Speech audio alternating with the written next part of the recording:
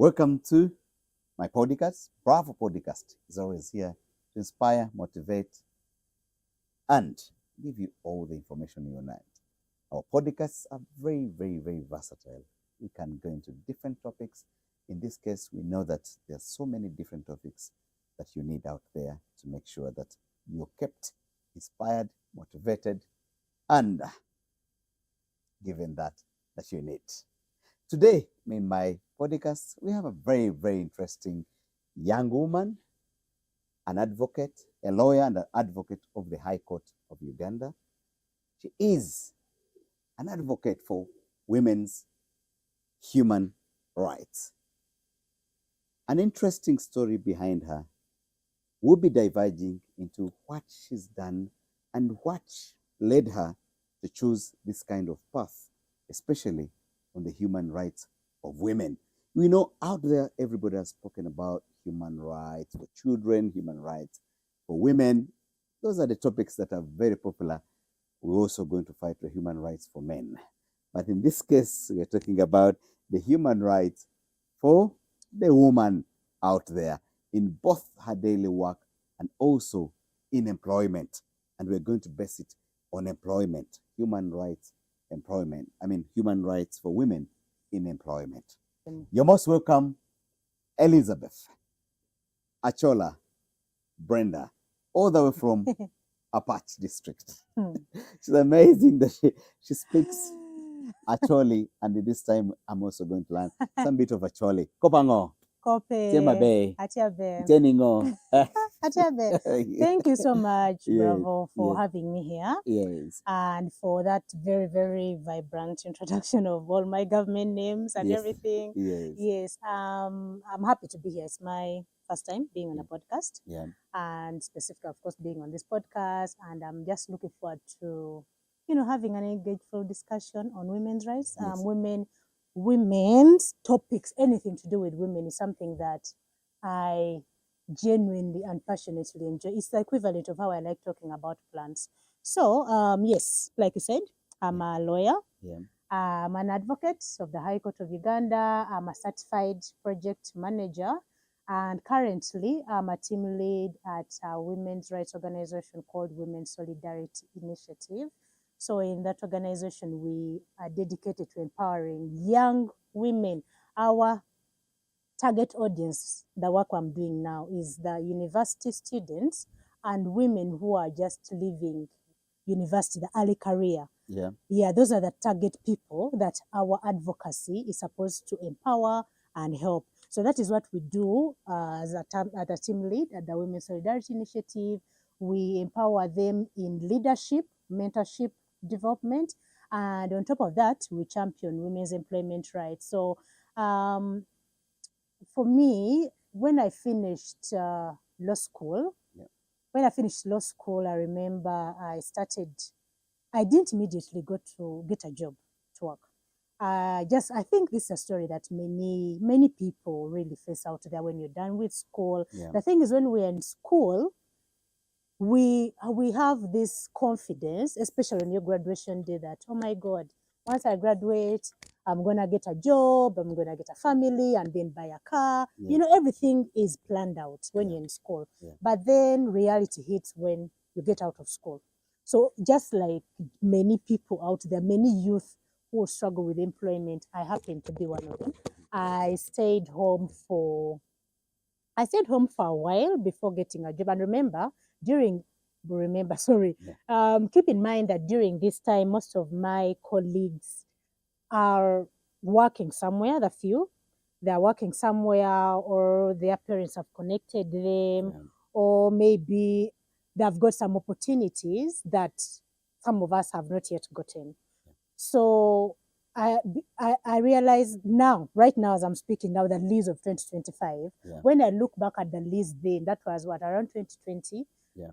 The mindset I have now of starting up something or jumping onto opportunities that are literally all over us, all over the internet, Yeah. all over our peers, the networks. If I had the same mindset I have now, I would have done a lot within that time before I was employed. So the work we are doing at Women's Solidarity Initiative right now is to help these young people who are still in universities and who have just finished school to have this mindset that you don't have to worry that you haven't landed a job. Yeah. You can still make something of yourself. Take advantage of social media right now. There are so many opportunities on social media, Yeah. on LinkedIn. Oh my God. These programs for young people, the fellowships and the trainings and TikTok, TikTok, Facebook, Instagram, they pay young people to do those things. Yeah. Yeah. So I feel like right now, those are when we are doing the mentorship trainings and the leadership, we equip them with the tools and the skills they need to jump onto opportunities. Yeah. Yes. So my work right now is around amplifying women's voices, especially the young women, and making sure that the employment gap amongst the youth is narrowed. And it's our job as people who have been in this space before, who have experienced struggling when it comes to getting jobs. We see our people, our friends who are still sitting at home. Do you have any people that when you were starting to work, who like when you started working, but Yeah. then other people are still sitting at home? Yeah. And we're like, There's how so come? many. It's been 10 years, you haven't Yeah. gotten a So job. many. Yeah. Yeah. So I was also like that. I remember even after the 3 months of sitting home, and that is, by the way, lucky. 3 months that is short time. Yeah. Yeah. Most people sit for 1 or 2 years. Even 5 years. Yeah. Many.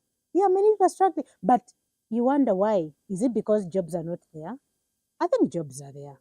And jobs, we don't mean the blue collar and the white collar jobs. You need to sit in office.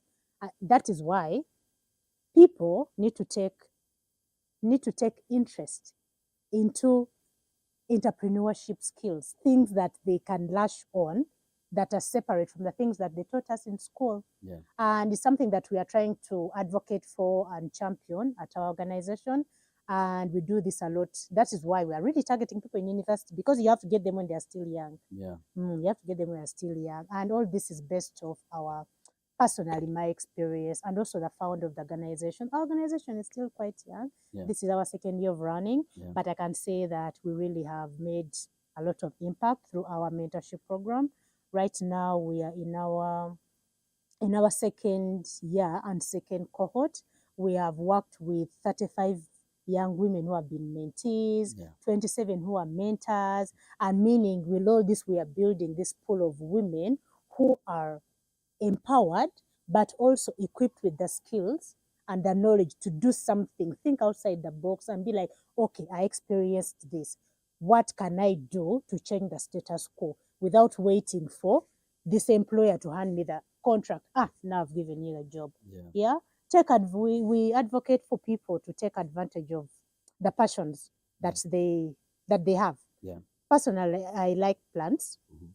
I have not yet started doing it as a business, Yeah. but I really, really love plants. When I'm in a space that has a lot of plants, when I'm doing gardening, when I'm doing farming, it's something that I really, really find a lot of joy in. So that is something that I do outside this legal and corporate work, because I really, really believe that we shouldn't just be restricted to what you studied or whatever it is corporate wise you're doing. Mhm. It's important that you look into yourself and you take advantage of other things that you think you have passion in, because you can never know what is going to bring you money. Yeah.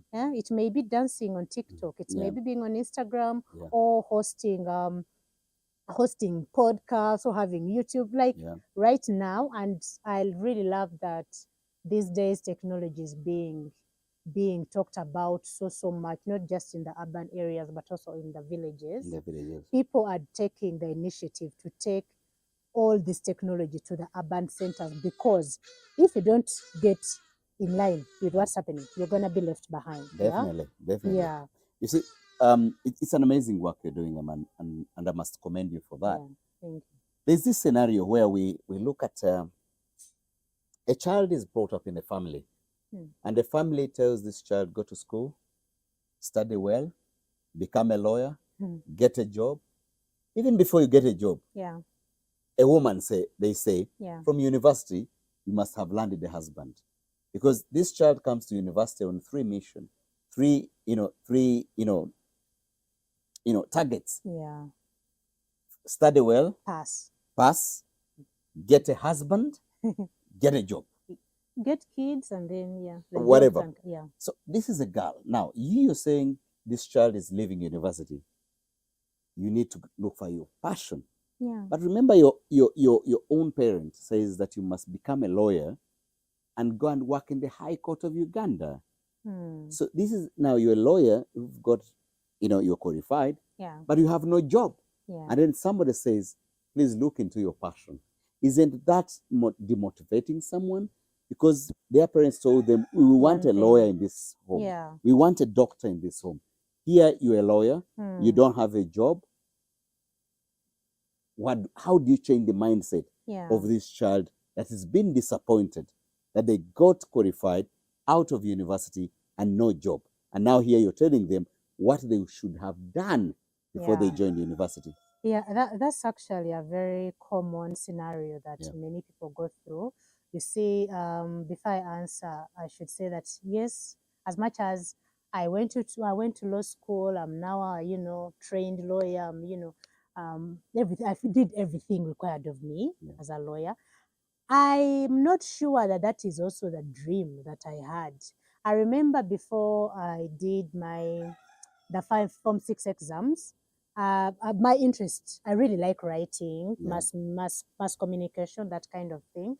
And I know for a fact that that is something that I wanted to venture into. Yeah. And then when we are filling in the picking choices now for university, my dad got the list and circled law, Yeah. me and my cousin. Like we had to do, it was like, he's already telling us, just like the scenario you've said, that this is what I need you to study. Mm-hmm.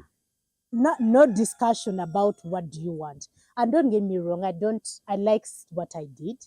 It's because for me the law intersects into so many different things in life. Yeah. And I was like, I already right. It's something I can do alongside the law. So for me, I didn't find it wasn't something that took something out of me. But now, looking at now that young girl you've talked about, who is struggling with this pressure of giving back to the parents what she truly wants to give back, but because world out there is tough, she's not able to.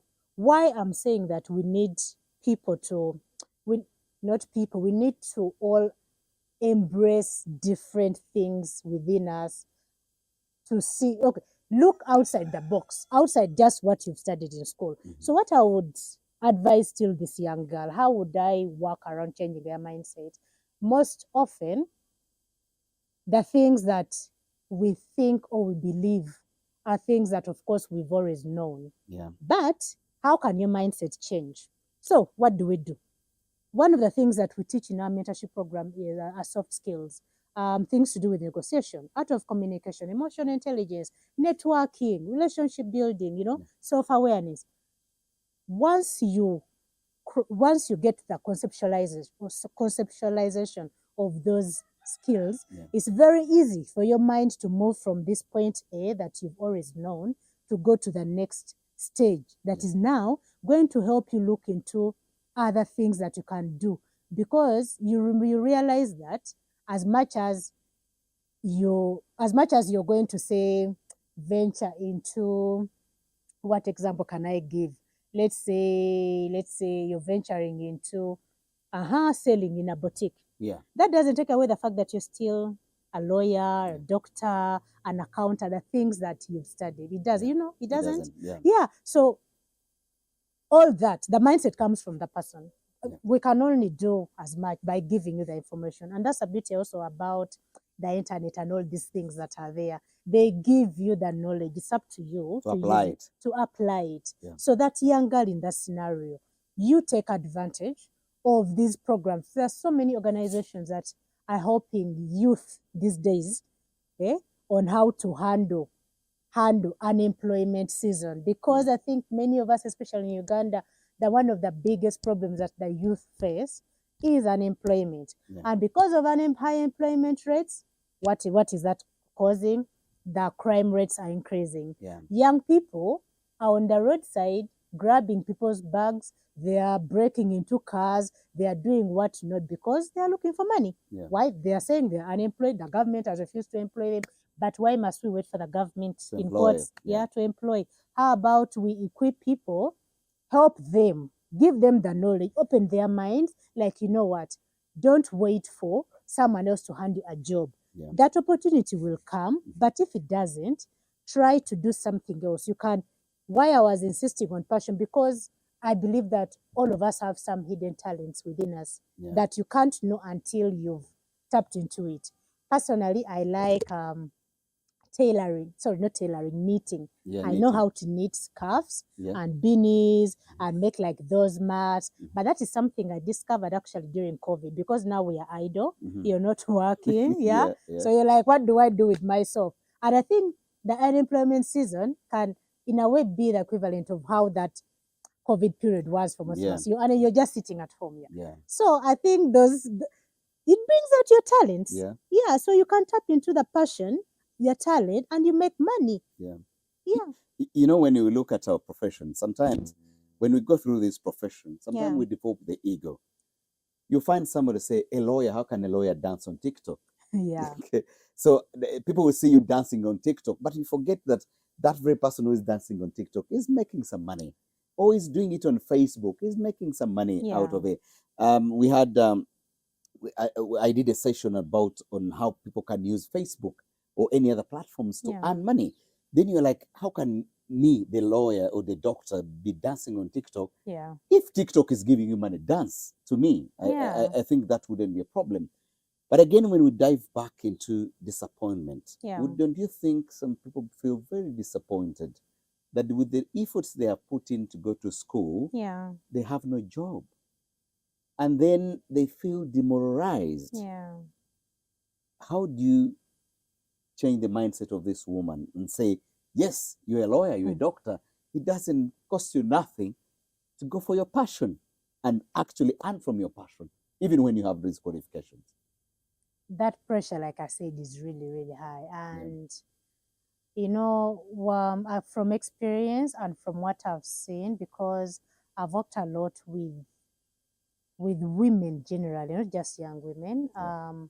In my previous organization, I was working on a project where we are helping women in prisons, Yeah. helping them with the cases they had, because most often times, people are in prison or in situations not because they did something, but maybe something took them there. And I would interact with someone who went to who finished university and graduated, did some big course like these courses we are saying lawyer. Someone is there. They are using lawyer, but anyway, our society has those professions that they look at as if they are more important than others. Yeah. But for me, I think that everyone has something they bring to the Of table, course, to definitely. the room. Yeah. So I think one of the reasons why people who do certain professions feel more pressure compared to others is because of how society looks at it. So someone is going to feel pressurized and feel like why, like they are failure because they are not, wearing a suit, they are not working in a law firm, they are not having a job, yet you gave the example of lawyers, so let's stick to that one. So yet their parents spent money, took them to law school for 5 years. They paid this money. We all know that in most schools, law costs a bit of money. Yeah. So I understand why someone would feel that pressure. I'm one of the people that did at least this course, so I can relate with if someone is a young person is having this kind of challenges. But the thing is, it has to be personal effort Yeah. to change your mindset. Because you see, you don't want this saying they say about you can take a horse to the well, Yeah. You but can't force it to drink. yeah, Yeah. yeah. So society will always be there. Society right now is maybe, I don't know, maybe the well, and then we are The horse. the horse, or maybe vice versa. I'm Yeah. trying to add the analogy, but the thing is, the only way someone's mindset can change is if they take the efforts to actually unlearn some of the things that they think they know.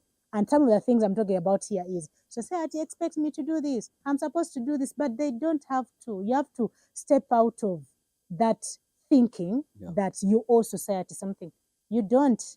Eh? At the end of the day, it's you. When you die, on your gravestone, they're not gonna put unemployed or employed Yeah. was doing this kind of getting this kind of money. What they are going to put is what people saw you as, either mother, wife, daughter, friend, sister.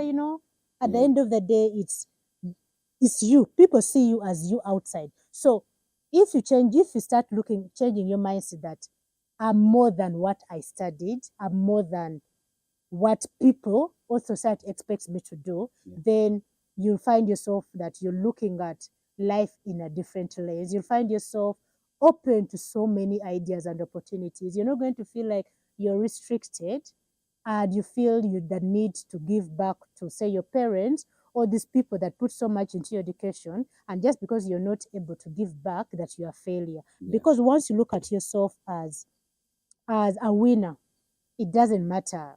Yeah. But I understand that pressure that people face is something that we have different parents. Yeah. I didn't have those kind of parents. So I really can't relate to that kind of pressure someone might have. Yeah. But really to answer your question about can you change the mindset is that it has to start with the person, with themselves. They have to understand how they can be self-aware, how they can open their minds to other things. And then after that, they'll know how they can navigate that pressure. Yeah. Yeah. For us, we can talk and tell all these things, but at the end of the day, even to the people listening, if you're having that kind of pressure, us we can't really help because we are not in your shoes. Yeah. But you know what you need to do. And the thing is, knowledge is out there. You Yeah. take the initiative and you work on yourself. There is therapy. Not everyone can afford therapy, I understand, but Yeah. it's an option that exists. And you can talk to your friends, you can talk to your siblings when you're going through those things, because in talking and sharing knowledge and discussing things, you can get a lot of ideas, again, helping you with that mindset. You get? Yeah. Yeah. Yeah, so anyway, that's what I think that Has I it would been help. easy to has it been easy to change the woman? Yeah. Has it been easy for you to change the woman, especially when they are between the ages of 18 Yeah. and 25? Remember, they have a lot.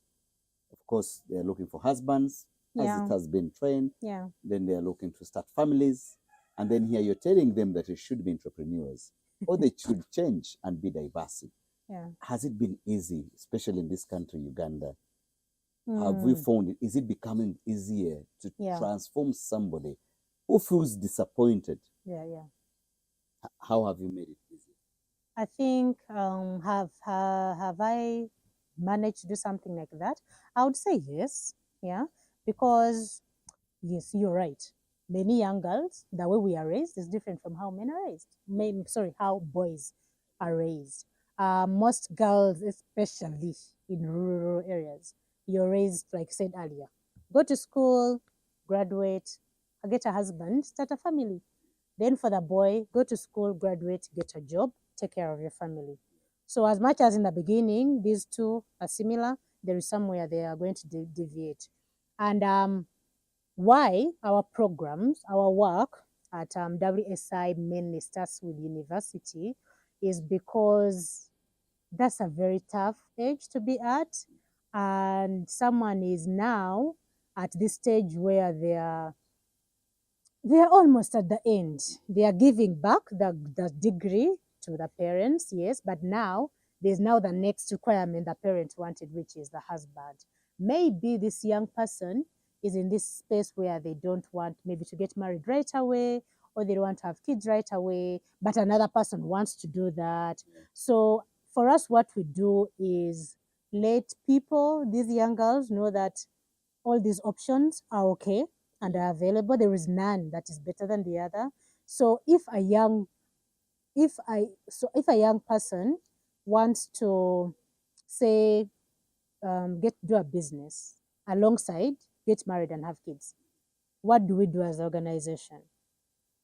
Because our work is mainly around equipping these young women with the tools and the skills they need to grab opportunities and succeed out there. Because truth be told, outside there, women, we don't have the same opportunities as our male colleagues. At our organization, we advocate for equitable rights. Equitable meaning that we need employers or all these different spaces to recognize that as much as, let's say, Sam and Beatrice are both coming before you, they have both studied accounting, they have both graduated on the same day, you have to, don't look at them on the same equal panel. Yeah. They are both standing together. They have the same qualifications of graduated together, but they are not the same. Beatrice is having a disadvantage because maybe at some point she's gonna get pregnant and she'll have to take 9 months off in addition to the 4 months of breastfeeding. So this person, Sam, is going to remain, skyrocketing with this career, straight. But this one is her career is like this. So for us, what we advocate for, as a human rights lawyer, what I still advocate for is for workspaces and for people to provide equal opportunities, equitable opportunities for the women. So now, like in that instance, this young person is is feeling the pressure of wanting to have kids and they don't want to do entrepreneurship. But then most of us out here are telling them, become an entrepreneur and what and what and what. The thing is, people, even us who are doing this kind of advocacy and championing, we need to tell people, let people know that they can choose. That's what empowerment is about. People choosing whatever it is they want. So if someone getting out of university and getting married and kids, that is the life they want, us, we are in support. Personally, as Liz, I'm in support of all that. If someone wants to first start and get entrepreneurship, we can refer you and connect you to many people who can guide you in that kind of area. There are many people we know who can teach people how to succeed on social media. We connect to those people. So it depends. The people that come in our spaces and the people I've interacted with, what we always do is do a needs assessment. Because you see, when you're advocating, championing someone's human rights, you're raising awareness on people's rights, youth, men, women, children, whatever it is. First, find out what do these people need. Yeah. Don't just wake up and one, you're just like, oh, now I'm advocating for, children's rights and in Kisoro without actually going to Kisoro and looking into what do the people, the children in Kisoro want. Because every environment, every group of people have different needs. Yeah, meaning even the support you're giving is different. So have we been able to help, some girls like that? I have been able to help both legally and through the mentorship programs. But at the end of the day, like what we said, is we give you the information, we give you the tools, then it's up to you to apply it where it says fit. Yeah. Now, tell us about the human rights or rights of women in employment. Why did you choose to focus on this aspect of rights of women in employment?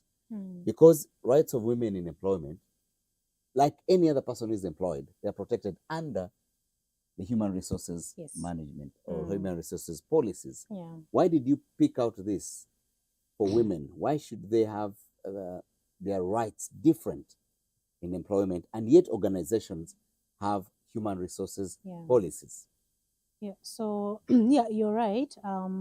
Most workplaces have human resource policies, but that is the mainly corporate spaces. Yes. Because when we are looking at employment, we are looking at formal employment. Those are the offices, people who are able to have those policies in place, and then they're informal. Yes. Our mothers and dads and brothers who are working in the markets, who are working, downtown, working in Chikubo. Those guys don't have organized, streamlined systems again. Yeah. So why should we pick out specifically women and be like, maybe they need to have specific rights advance, something like that? So the thing is, we amplify and advocate for equitable workplaces and work in an environment. We want workplaces to have fair policies that accommodate the different needs that women have. So you see, in a workplace, let's now say in a formal workplace where there is a boardroom, um, there's a boardroom, there is a HR, there is a governing system, everything is in the work, everyone knows their role, everyone has a contract, everyone knows their job title. That is now a streamlined formal work environment. And in such a space, the HR policies caters to everyone there, regardless of your gender, because most HR policies should have this clause of non-discrimination on basis of anything. But how do we bring out the women issues? Because in every space, we have to look at the intersectionality aspect of every group of individuals. When we are looking at that kind of workspace, there are male workers, there are female workers, but are they the same really? They are not. The answer is yes and no. So why do we advocate for such workplaces to be equitable? Because we want them to recognize that the female workers that they have are not are a bit at a disadvantage compared to the male counterparts. How? The most common one is birth, when women give birth, because I mean, we are the ones who give birth. Our constitution under Article 33 gives us it specifically. You know that article is for us women, affirmative action. Yes, women are supposed to have all these spaces. That is true and nice. But at the end of the day, most workplaces, when a woman gives birth, you're not you're not sure that you're gonna be retained after maternity leave. You're not sure that even when you get pregnant, they're going to give you the space to continue working, because in some places, brand and appearance matters. If someone who is working as a receptionist in some corporate places, they don't want someone who is pregnant. So meaning, as a young girl working in such a place, if you decide to get pregnant, you may be out of the job. But that is company policy.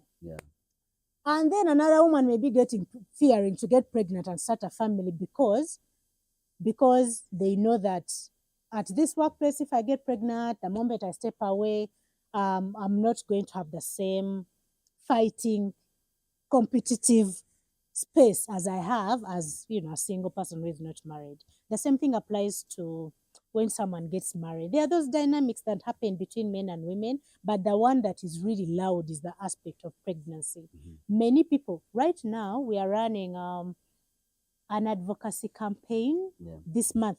The campaign is supposed to amplify women's experiences in the workplace. We want to hear from different women, both in formal and informal spaces. What challenges do they face? Are there some things that you think we need to know that you go through at your workplace that other people don't know? And some of the responses we are getting, the main challenge that women are saying, one is low wages, being paid lower than their male colleagues. And the second one is the aspect of fearing to get, maternity leave, ask for such favors, because they are afraid that they may not have, that job security is not there. Actually, it was low wages and job security. So those are the two things that women are complaining most about in the workplace. And that is something that you may find maybe some men are also facing it, but most women, this is something that we are seeing coming out a lot in this campaign. And the campaign is running up to June, the whole of this month. So would invite, people out there, both women who are working, those who are not working, those that are employing, those that are, not just doing their own things, to respond to the campaign, tell us the challenges that you're facing, because it's from these responses that we are able to answer questions that are being asked here. Why are we pulling out? Why is it that you think that you women, the rights that are already existing in these human rights policies don't cater to you? Why must it be separate? But the thing is, there are certain things that only you guys can communicate to us. There are the only things that only us women can share. And now, you also talked about the laws that we already have. The Employment Act has specifically caters to every person in the employment space, both men and women. You have to find solutions. You have to advocate for solutions that pertain to the different people in whatever category.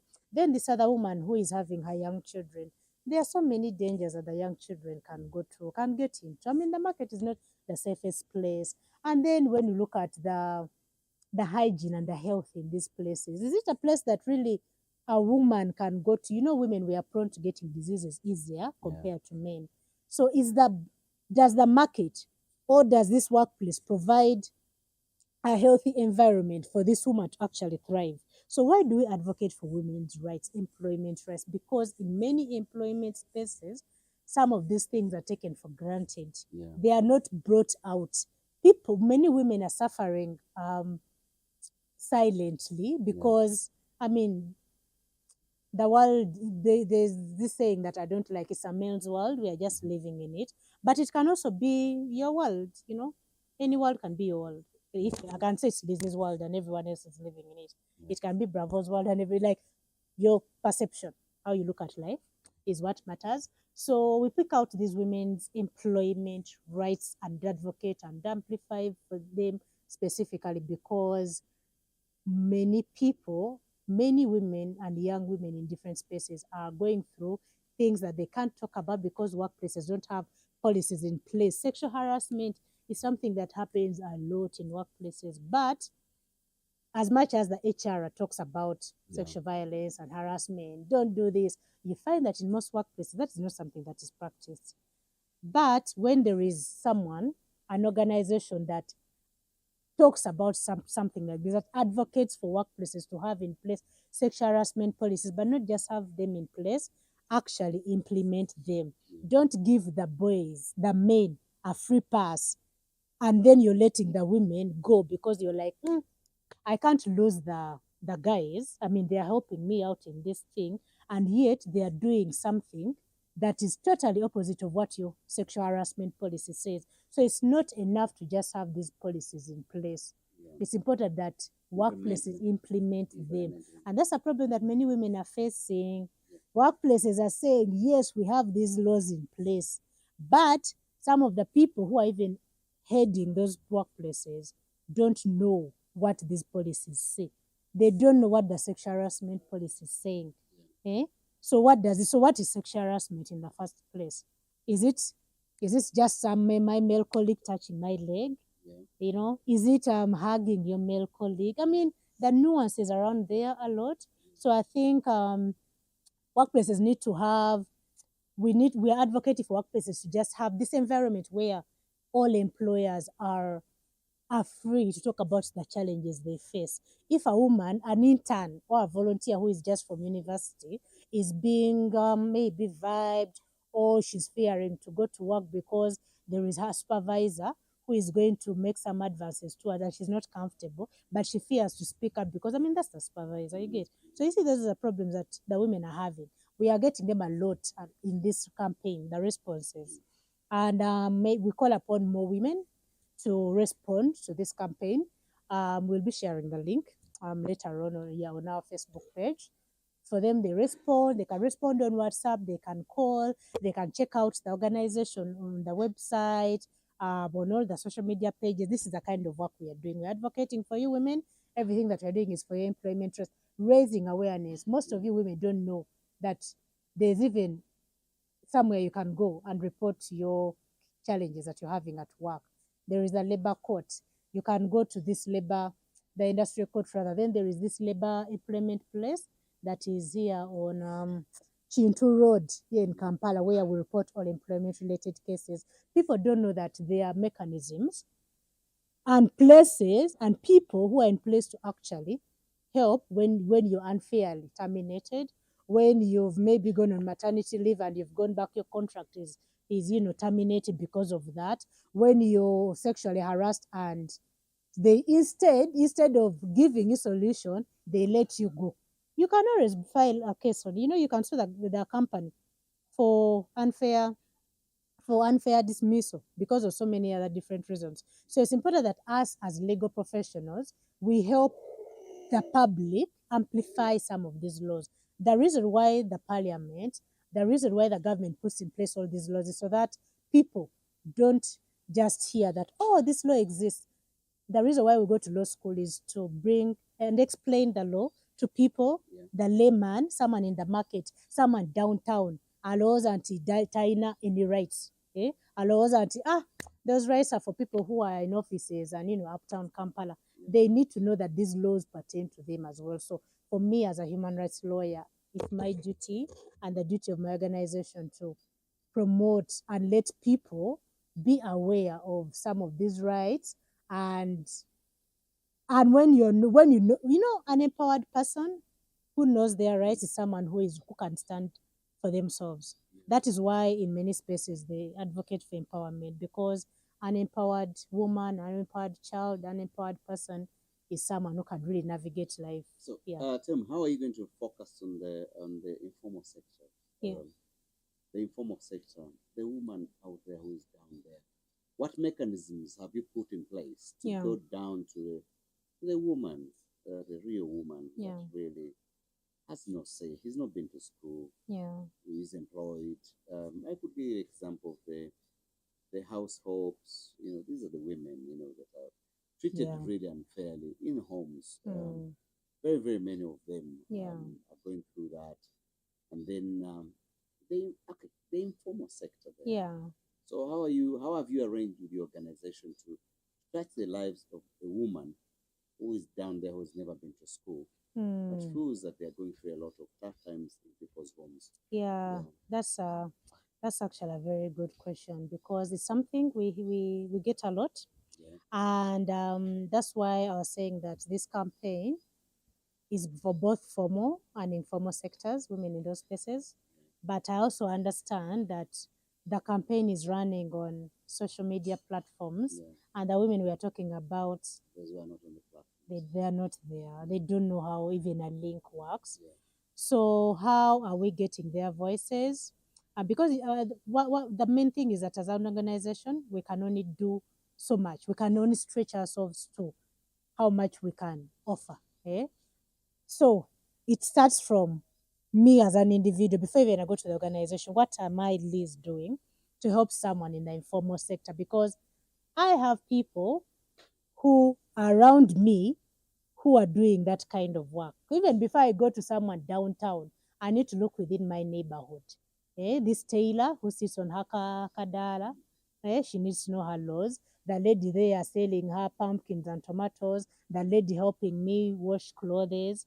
So I start with what for me I do, because I believe that, again, as a legal profession, my call and my belief is in first helping the neighbor closest to me, instead of before casting my eye to the general public. First help someone close to you.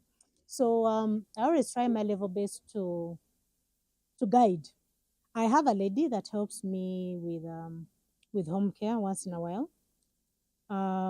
So sometimes she can be telling you the challenges she's facing with her other bosses, the places she goes to work. And you're like, it's sad. The stories are sad. Someone, she goes to work, someone doesn't pay, someone lies that they paid, someone says, you come and work, I'll pay you. They don't pay. There's another place she went and they locked the gate in her face. She had come to get her money. Yeah. So I hear you so well when you say that people in the formal sector, we often, us in corporate, we tend to forget them. But I try to talk to the women around me, Yeah. telling them about, first of all, letting them know that I'm not just their neighbor. I have an advantage. I happen to maybe to go to law school, and I can help them with their legal challenges. And I get a lot of people within my area coming to me, hey, oh, help me look at this document, help me sign this. That's because you've presented yourself as someone who can help. But that, again, that starts from within my area. Then, now, how do we help other people? Now, especially now that we are doing this campaign.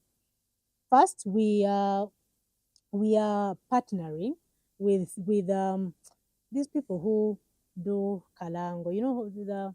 The microphone downtown. Mhm. There is someone that we work with and try to until and that person makes those announcements. Abachala, what ekitongole, my Luganda is being funny. Kino ekitongole kiyamba bakazi mujje okay, trying to let them know about the program, but usually giving them like the person announced just a script. Okimanyi nti omukazi obanga olikola olina okusaba bakuwe contract, we batakuwa contract ate bakuwa contract funa lawyer kuyambeko gisomamu. We bakugamba nti omulimu ogenda kukola wano, buuza how much money are you going to be paid, buuza sente mmeka ze balina okukuwa, we batakusasula osobola okuloopa omusango. The question is yes. So read that one, that person, but that one is not as effective because they never go to different places. So the mode that we've found that is really working more is the one of radio, going on radio stations, both the Luganda and English. Once in a while, when we get slots to work, to go to those radio stations, just like you've given us the opportunity to be on this podcast, such platforms, you find that there are more people. So many people actually in the informal sector, there are a lot, I've realized there are a lot on Facebook and TikTok, but they also listen to radio a lot. So we go to those platforms, and like I said, as an advocate, as someone who is doing a service for the public, you can only do so much, and you don't know which people are actually listening to. Right now, we don't know which people are listening to us here, but in the audience, there is someone who fits the category of people you've asked about.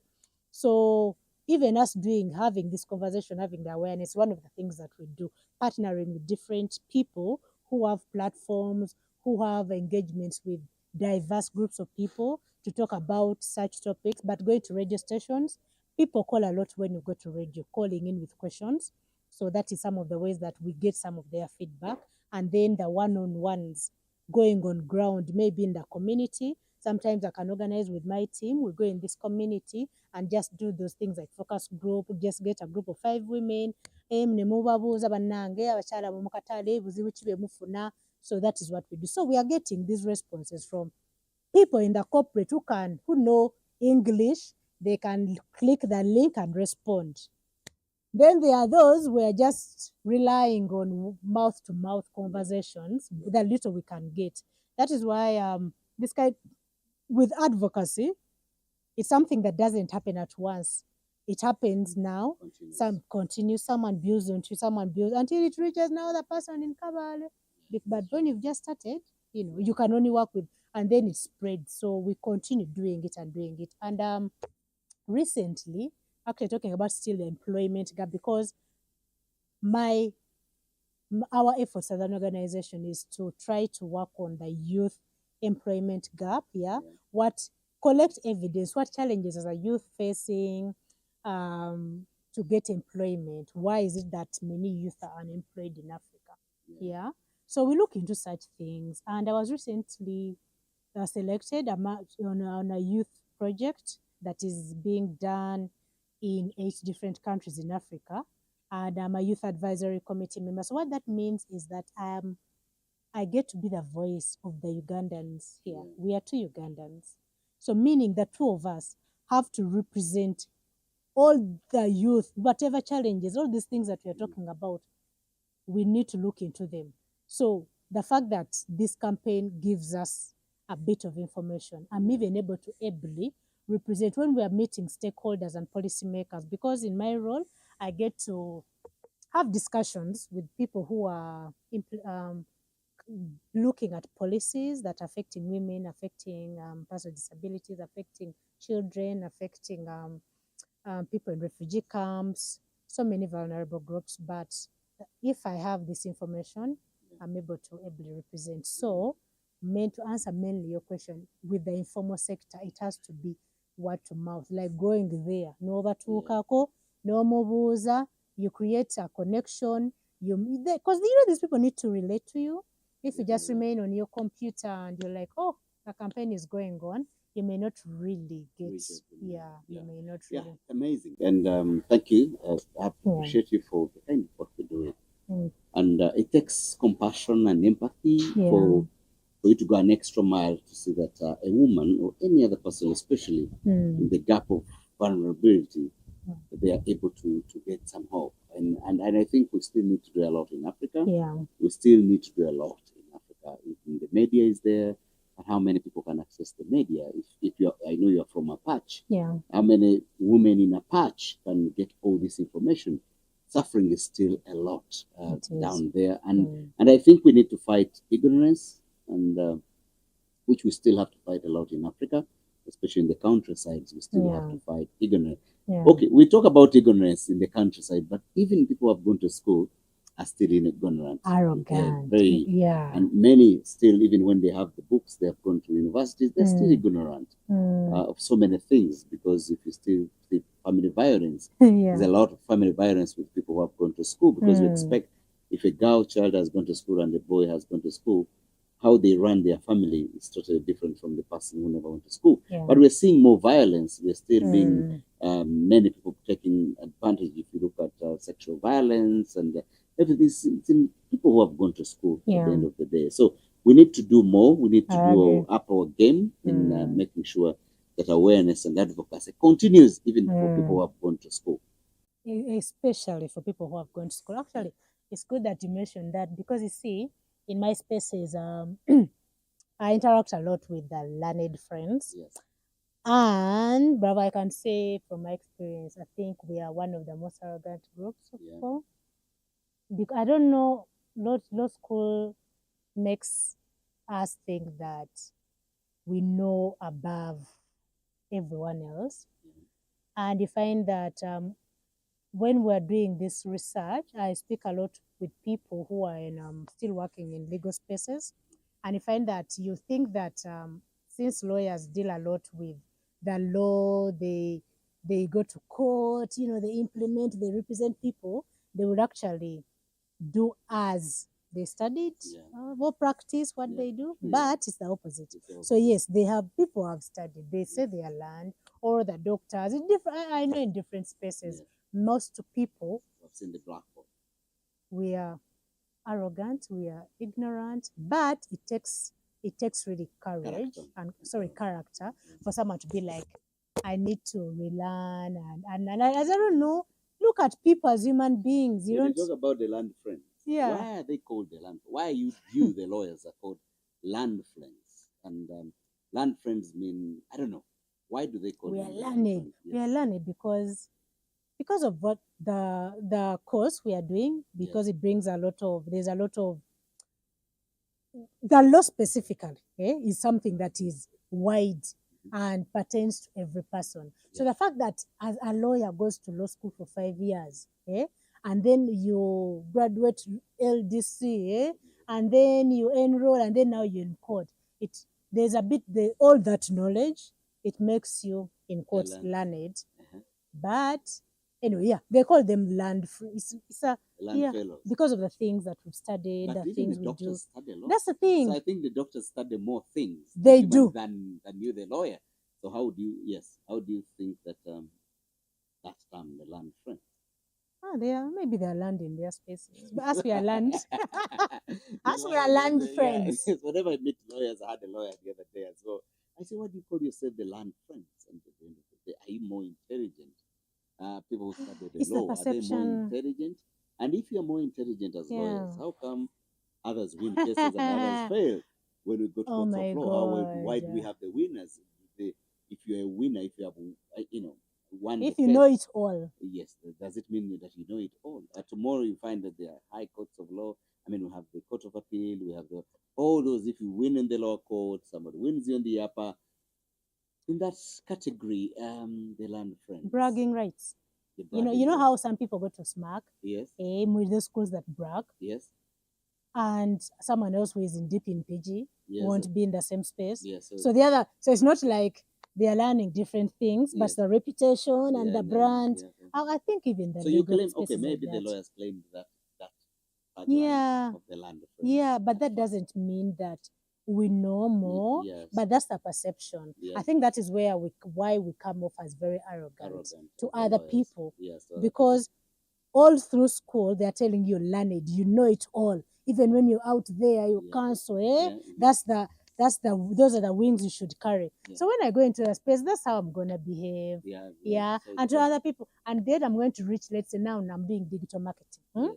in that class, they are saying things, and I'm just like, You're Angas. green, yes. I'm like, what do you mean? I'm learned. I know everything, but Yeah. I don't. Yeah. But- I don't. And you were talking about content creation, and I was just mesmerized. Yes. I'm like, wow, Yes. there's a lot that exists out That we there don't know. that we don't know. So actually, what you want to mean that yes, school gives you everything Yeah. in 2 years or Yeah. in 5 years, but I think the world gives you More. more things if you keep an open mind. Yeah. And then become somebody who is ready to be, you know, I mean, to accept that actually you don't know much. Always keep your cup half empty. That's our So that, principle yeah. in our entrepreneurship world. Yeah. That always keep your cup half full or half empty, Hmm. so that you can always add Add something on your brain. And this also comes our egos and the arrogancy, knowing that you don't know much. You can always know what you know, and there's somebody who will always challenge you at the Yeah. end of the day. And once we know that, we become great human beings. I think to me, that's Yeah. that's why I live. That's a nice angle. Yes. How reserve your glass half empty or half full. Yeah, absolutely half full. Because That makes so every much time sense. you add them. Because, Yeah. for example, I'll give you this, that you realize that some people get stuck with their Mercedes Benz, and then the gearbox is failing, and then they run to Katwe to bring collect. someone who has never been to school, and he sorts your car. Who has even and never makes your work driven. easy, because you're a lawyer, you can't go to court because your car is not worked on.